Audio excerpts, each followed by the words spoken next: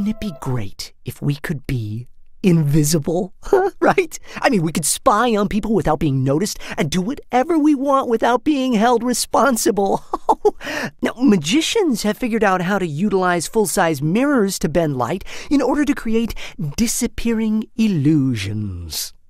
Scientists have created metamaterials to guide rays of light around tiny two-dimensional objects. Cameras can also film what is behind you and project the image so you appear invisible from the front. However, none of these options can make an object as large as a person appear invisible from all angles and distances while it's moving. But if you are truly invisible, as in from within, here are a few problems you may not have thought about before. To move around undetected by other people, you would have to be totally naked. Even if it's freezing outside. You can't carry anything, including your wallet and keys. Otherwise, people would just see your wallet and keys floating around. Drivers and people on the street can't see you either. Therefore, they can and will run into you at some point. Oh, and you better not wear any perfume or make any noise breathing. Otherwise, they'll know you're there. And just because you start off invisible doesn't mean you'll stay that way. What if someone accidentally spills scalding hot coffee on you? And what if it rains? But if you think only liquid can make you visible, you're wrong. Dust consists of dead skin cells from humans, soil particles, and fibers from clothes made from cotton and other materials. Dust sticks to the moisture on our skin when we sweat and the tiny hairs on our skin when we are dry. So even if you are invisible, dust would still land on every part of you. We usually don't notice the dust on our skin because we can't see a thin layer of dust on top of our skin color. But if you're invisible, people would see a human-shaped blob of dust walking around with extremely dirty soles. Ooh, gross.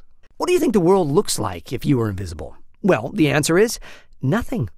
The reason you can't see in the dark is because there's no light. To see an apple, light has to hit the apple and return it to your eyes. Then the retinas in your eyes catch the light reflection for your brain to interpret into the image of an apple. If you're invisible, then by definition, light would travel through you or around you instead of bouncing off you for people to see. But that means that retinas in your eyes are not catching the light either. Therefore, your brain has nothing to interpret into an image. Can you see your reflection without a mirror to stop the light? No. So, when you can't be seen by others, you also cannot see. Ouch! Now, have you given any thought as of whether the invisibility is permanent?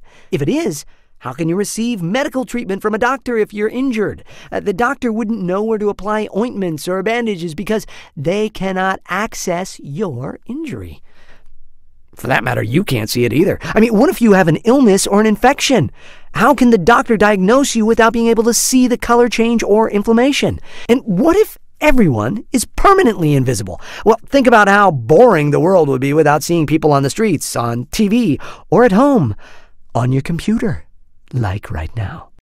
It's lonely being invisible. Now, which superpower physics lesson will you explore next? Shifting body size and content. Super speed. Flight. Super strength. Immortality. And invisibility.